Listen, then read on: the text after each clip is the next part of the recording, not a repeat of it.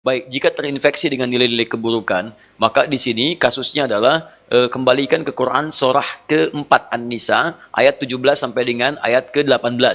Itu yang dikenal dengan taubat namanya. Ya, innamat taubatu 'alallahi lilladzina ya'maluna su'a bijahalatin tsumma yatubuna min qarib. Ya, sungguh taubat itu berlaku kata Allah bagi orang-orang yang terinfeksi dengan penyakit buruk. Su itu, nih, lihat ayatnya. Innamat taubatu 'alallahi lilladzina ya'maluna su'an. Taubat itu dilakukan orang yang terinfeksi dengan keburukan. Su itu pekerjaan nafsu.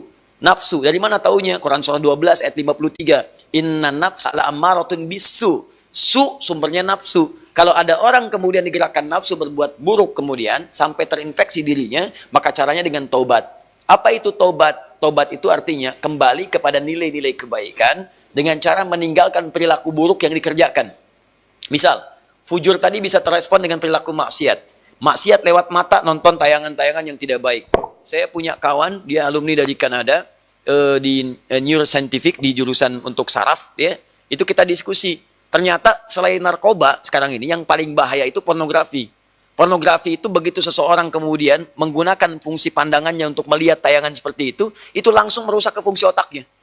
Dia masuk tuh. Menginfeksi, kadang-kadang candunya lebih besar daripada narkoba. Makanya orang kalau nggak pernah lihat, tiba-tiba melihat itu bayangannya tuh lama. Di bagian otaknya tuh. Kadang-kadang penasaran. Padahal udah dipalingkan, tadi apa sih? Apa benar salah gitu kan? Nah, itu bisa demikian tuh. Itu yang paling dahsyat. Nah, kalau kemudian Anda ingin menghilangkan itu, dan perilakunya diburuk nantinya. Ke pola hidup, ke tubuh, ke macam-macam. Anda paham sendirilah gitu kan? Nah, maka apa yang kemudian mesti dilakukan? Tinggalkan itu. Tinggalkan, jauhi, taubat.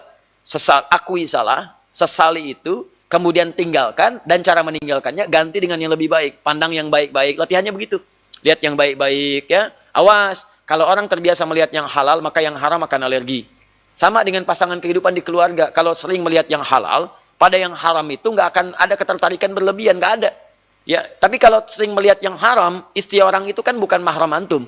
Kalau ngelihat istri orang keseringan, ngelihat istri sendiri jadi nggak enak. Ibu juga sama gitu. Kalau ngelihat suami orang tuh keseringan, lihat suami sendiri itu udah hambar. Makanya kalau orang-orang ngelihat yang halal itu yang bagus-bagus, maka yang haram itu akan sulit kita. Sama bicara juga begitu. Kotor kata-kata, tinggalkan yang kotor, balik kepada yang baik. Begitu baik kebiasaan, maka kotor akan dihilangkan.